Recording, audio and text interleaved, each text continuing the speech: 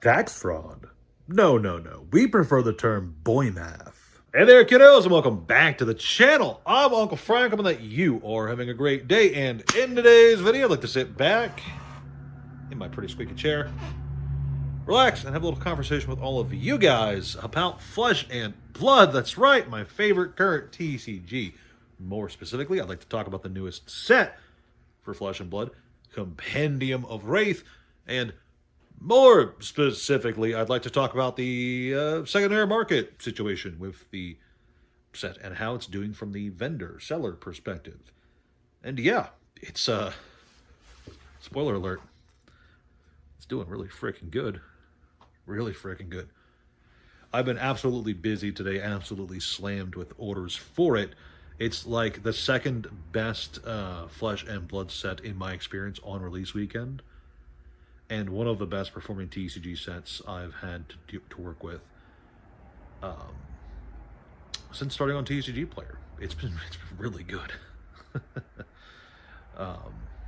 But enough, before we get any further, I want to say that this conversation is entirely anecdotal. It's based on my own personal experience, as well as some feedback I've gotten from a few other guys I talk to who buy and sell cards online. So this is not me telling you that this is how the entire market is, nor is this a breakdown of the set from a playables perspective. Yes, I do like a lot of the cards, especially the cold foils as a collector. Yes, there are some really cool cards in the set that I think are going to be hyper playable and will be defining for their respective decks for years to come, just because of how good they are. Especially a lot of the equipment pieces in this set. A lot of them are really useful. But no, this is not a breakdown of the meta or the playability or the collectability or anything like that. This is just me talking about the set on release weekend, just from the seller perspective. Because yeah, the set's doing really good. I got swamped with orders. It's really late in the evening for me here. I'm up later than I usually am taking care of orders. I only just finished a few minutes ago, and most of my orders today were for Compendium of Rathe. And this is the second best performing Flesh and Blood set I've experienced on release. Now, part of that is because I did not get nearly as much Compendium of Rathe as I would have wanted to. I got basically none of what I ordered, which is fine. I understand how it is. That's the name of the game.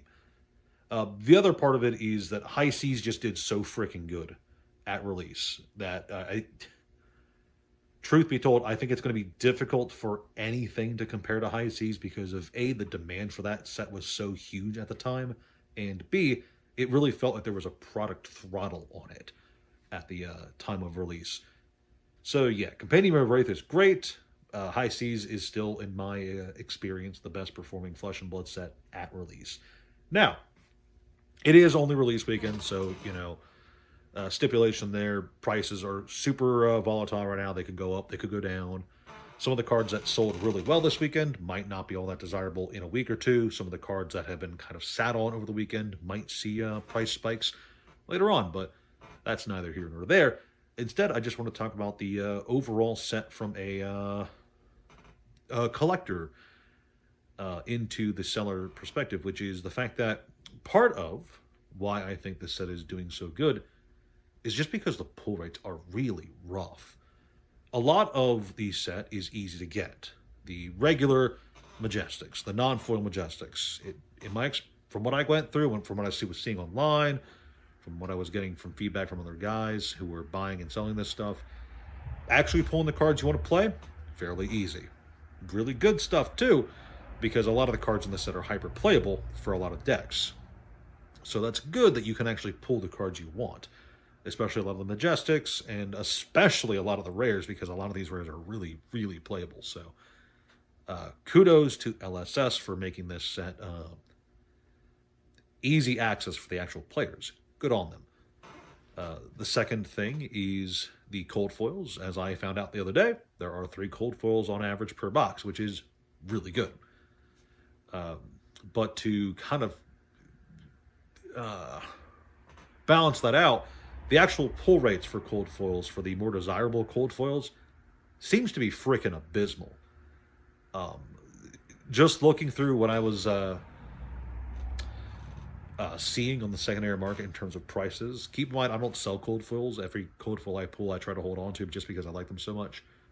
But the people who are selling them, they're getting quite the premium for them because hot diggity dog. Looking through the box opening videos I could find, especially the Majestic cold foils, they seem to be such a rough pool. A lot of what you're getting in the boxes is going to be the rares. Yes, there are Marvels that show up too, and the big draw of the set is the Marvel Young Heroes. Don't get me wrong, and those have quite the price tag attached to them as well. But even like the regular Majestic cold foils seem to have quite a bit of difficulty just being found. And it's not just the cold foils either. There are some other Majestic foiling treatments. Some have extended art, some have full art cards. And those foil variants of these regular cards, they also seem to have quite the price tag. Again, just because the pull rates for this set, for the fancier cards, the more premium foiling, does appear to be quite low at this time, which is pretty great, actually, all things considered, because this set gives the best of both worlds. It makes it easy for, relatively easy, not super easy, but relatively easy for an individual to get a hold of the cards they actually want to play with. But it also means that the shiny premium versions of those cards are going to be more desirable for collectors in the long term, which is always great. That's exactly the kind of stuff I want to see in any card game set, especially in a card game that I actually play and actually collect and actually care about. It would be awesome if Yu-Gi-Oh! Could get on that. Pokemon does it really well, in my experience, and now Flesh and Blood's doing that really solidly here with Compendium of Rathe. Magic's awful at it, but we're not here to poop on Magic. We're here to praise Flesh and Blood. And speaking of praising Flesh and Blood, this is yet another set that has included the Treasure Pack, or they're calling it the Antiquity Pack for Compendium of Rathe. It is the bonus box topper pack that has 2 cards and an art card puzzle piece inside. And just like the main set, the pull rates for this bonus pack are abysmal. Did not pull a single awesome reprint gem card or anything in any of the boxes I opened, which is, again, totally understandable. Kind of sad because I do kind of want to pull that nice shiny Heart of Fendel reprint, or non-shiny Heart of Fendel reprint. You guys know what I'm saying. But, you know, it's not meant to be. I'm never going to own a heart. It is what it is. I'll be sad forever. But yeah, it's a nice little bonus that has a cool border, and most of the cards in it are hyper desirable. Even the regular cards like Oasis or whatever, Scar for Scar, those are still playable. These are still really solid cards that people are happy just to have as a nice bonus. It just so happens that there's also even more desirable cards in the subset. And it is a nice little subset that people are definitely super interested in my experience.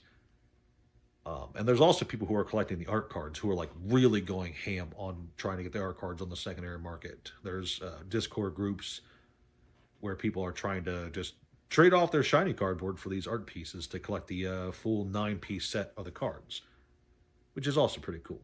So that has some desirability as well.